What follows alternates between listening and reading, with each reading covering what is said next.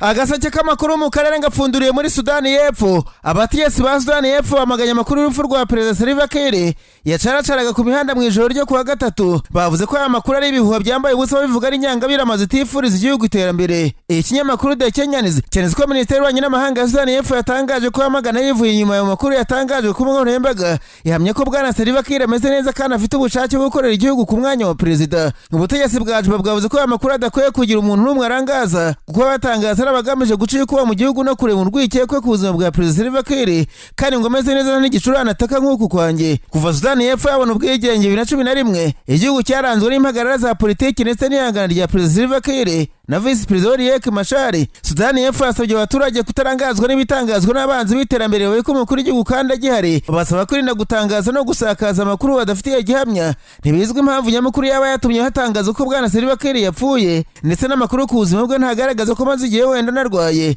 Mu Burundi abacuruzi barinubira ko bari guhatirwa kumanika ibirango by'abamaze ishyaka CNDD riri ku butegetsi muri iki gihe bitegura amatora y'abadepite. Ikinyamakuru SOS Media cyanditse ko abaturage bavuze ko n'abasanzwe n'abarwanashyaka ba CNDD bagaragaza ko bibangamiye uko ubusanzwe umucuruzi yakira abakiriya b'amashyaka yose ariko iri shyaka ngo ntiribikozwa. Icyo kinyamakuru cyageze mu mujyi wa Bujumbura abacuruzi bakibwira ko babangamiwe no gutegekwa kumanika ibirango by'ishyaka imbere y'amabutiki n'amangazini yabo kuko bihabanye n'akazi bakora ari ku butegetsi niba byumva. Hari uvuga ko asanzwe ari mu ishyaka CNDD ariko kumanika ibirango by'ishyaka bacuruza abona bikumira abandi bakiriya bataryibonamo. Hari abahisemo gutanga imisanzu myinshi bakareka kumanika ibirango by'ishyaka bo bakora ariko ryabyanze. Abo baturage bavuze ko ibihe by'amatora mu Burundi bigoranye ku buryo urebye nabe udakennye wanahatakariza ubuzima.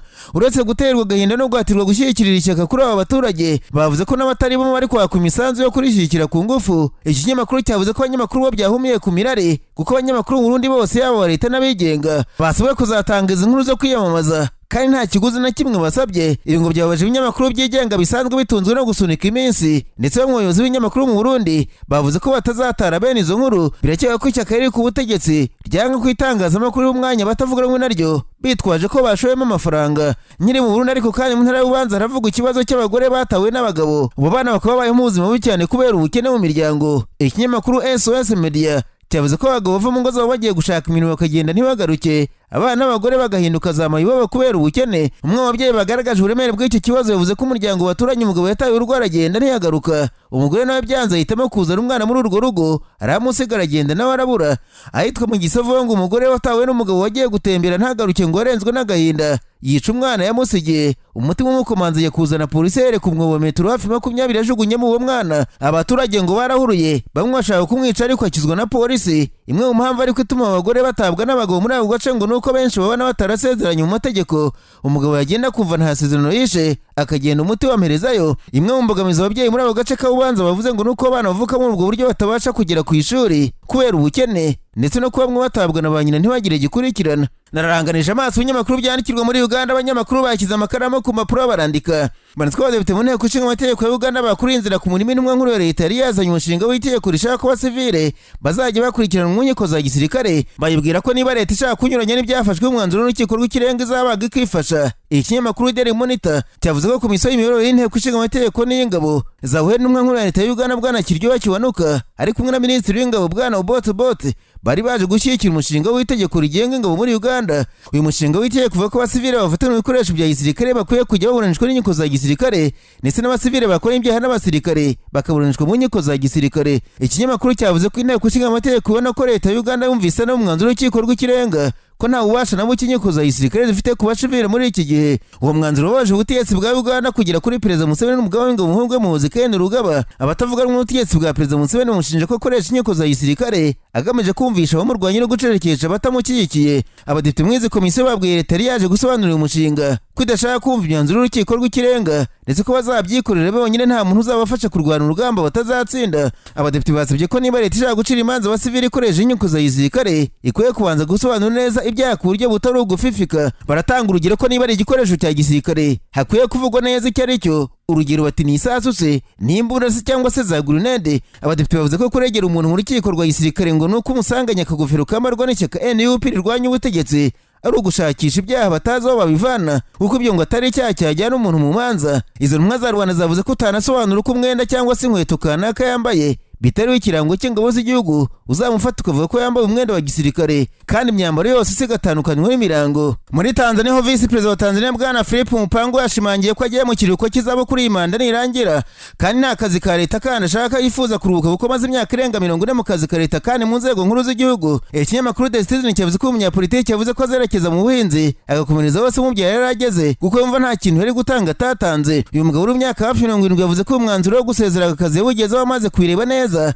agasanga akwiye guha amahirwe abakiri bato nabo bagategeka. Icyo kinyamakuru kimusubiramo avuga ati nakoreye iki gihugu ni Uganda ntacyo nagomba gukora ntakoze, nasanze nkwiye guha umwanya abakiri bato nkajya gukomeza ubuhinzi kuko na data nibwo yakoraga, ubu rero ngiye gukurikira isuka njye guhinga. Philip Mpango avuga ko abanyatanzania 75% n'urubyiruko agasanga ari ngombwa ko bahabwa umwanya bagakora nabo cyane ko babubatsemo ubushobozi. Uyu mugabo yahoze ari na mwarimu muri kaminuza za Tanzania mu gihe cy'imyaka 14 nubwo Bwana Mpango aseze ariko kandi arabona ko byaba ari umupango n'undi wo kwirinda guteza ubwega mu ishyaka ise muri kubutetsi yakomokagamo. Ababirebera hafi bagasanga ari uburyo bwiza bwo kurinda gushyira hanze imbaraga nke za President Suluhu Hassan urimo ushakisha manda ya kabiri mu kwezi kwa 10. Nasimbukiye muri Kenya abanyamakuru bicaye imbere mudasobwa barandika maniswa abasenateri bagize komisiyo y'ububanyi n'amahanga muri Amerika bashinje igihugu cya Kenya kubikirumira habiri muri politike mpuzamahanga kandi ngo bishobora kuzateza ibibazo. Abo basenateri bavuze ko President William Ruto Kenya yarutse kuvuga amagambo atarashimije abanyamerika ubwo ari mu ruzinduko mu gihugu cy'Ubushinwa. Senateri Jim Risch yatangaje ko byatangajwe na Bwana Ruto byifitemo kujirisha kandi bitari bikwiriye kuvugwa n'umutegetsi w'igihugu cyo mu ihembe rya Afurika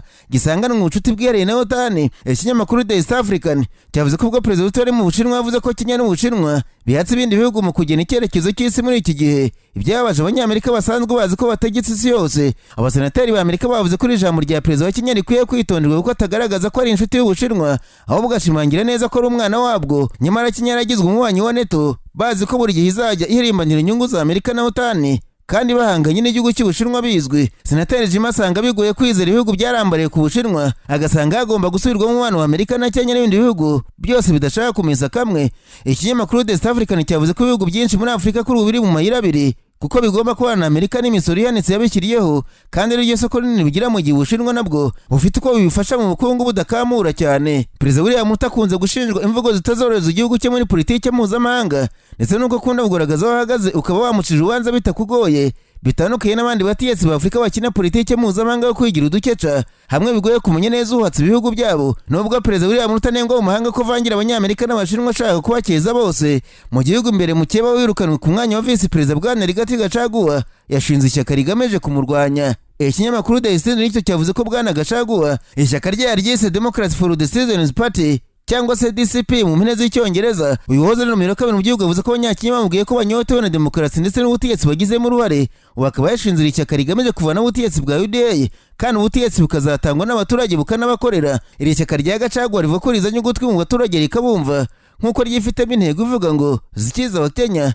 cyangwa se umva abanyakenya. Ririmo abantu b'ingeri zose bumva ko batsikamiwe n'umutegetsi kugera ku biswe abajenizi cyangwa se urubyiruko rwagaraguje agati ubutegetsi bwa Perezida William Ruto umwaka ushize. Ibirango by'ishyaka Democrats for the Citizens Party rya Gachagua ni ikiganza gifashe ugutwi byerekana ko ari ishyaka rizatega amatwi abaturage bose rikaba riri mu mabara arimo umukara, umutuku, icyatsi kibisi n'umweru. Bwana Gachagua yavuze ko mu kwezi kwa gatandatu aribwo azatangira kumugaragarira ishyaka ariko mu yahaye imyanya we ntaho ugaragara uretse ko avuga ko azaryamamaza muri Rwanda kandi rikazitabira amatora ya Perezida 2027. Abasengura politiki muri Kenya bavuze ko umwuka wa politiki watangiye gushyira mu karere ka Mount Kenya asanzwe hagena uko igihugu kizategekwa. Agaseke k'amakuru mu karere gapfunikire muri Kongo Kinshasa abanyamakuru bakoze ba muri no barandika maniswa na Kongo yatangiye kwiga kwambura ubudahangarwa Joseph Kabila Kabange wazategeka igihugu kugira ngo zagezwe mu nkiko. Ikinyamakuru Media Congo cyavuze ko bitandukanye n'izindi nteko rusange za Sena yiga kuri Joseph Kabila Muhoozi kubera ko ari dosiye iremereye kandi ifite byinshi ivuze ku buzima bwa Kongo Kinshasa. Icyo kinyamakuru cyavuze ko Sena yavuze ko impamvu ishaka kumwigaho Muhoozi ari uko ishaka kwinegura nta utekereza ko hanze beruze kumuhumeka.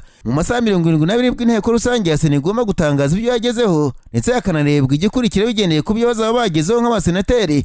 Kabila ashinjwa n'ubutegetsi buriho kwifatanya n'Ventura n'ubugambanyi ku gihugu. Amakuru ava muri Kongo Kinshasa avuga ko ubutegetsi bwa Kinshasa buvuga ko wategetse igihugu imyaka 18 yabarageze mu Rwanda ndetse na Goma hagenzurwa n'inyeshyamba ashinjwa gufasha ariko kugeza ubu nta gihamya kigaragaza ko Kabila yabaraje mu Rwanda cyangwa se akagigoma kuko nta foto imugaragaza ari muri utu duce twombi yigeze imugaragaza hanze ndetse n'ishyaka rye rya PPRD riri mu yanyamuje mu makuru. Ariko kandi itsinda ry'abasirikare 8 ba Kongo Kinshasa bataramenyekana ryagabye igitero kuri bagenzi babo ba Uganda bari mu bikorwa byo kurwanya urugi butemewe n'amategeko mu kiyaga cya Ruberi bashimutamo umwe muri abo basirikari ba Uganda nk'uko byatangajwe n'ikinyamakuru na Poste. Umusirikare wa Uganda washimutswe ni Private Edwin Cherimo yafashwe mu masaha ya saa 12 y'igitondo cyo ku itariki ya 14. Umuvugizi wa polisi ikorera mu gace ka West Nile SP Collins Asha yavuze ko abasirikari ba Kongo batwaye Private Cherimo imbunda yari afite, ubwato bwifashishwa mu ruhindi ndetse na moteri yabwo. Ntabwo bisanzwe ko ingabo za Kongo zitera iza Uganda kuko zisanzwe zifatanya mu bikorwa byo kurwanya imitwe y'iterabwoba ya Kodeko na ADF. Mu ntara y'Ituri na Kivu Amajyaruguru kuva mu Gushyingo kwa 2021 hatangiye iperereza ryo kugira ngo hamenyekane abasirikare bashimuse Private Cherimo, icyatumye bamushimuta kandi ngo ari gukora ibishoboka byose kugira ngo bohorwe.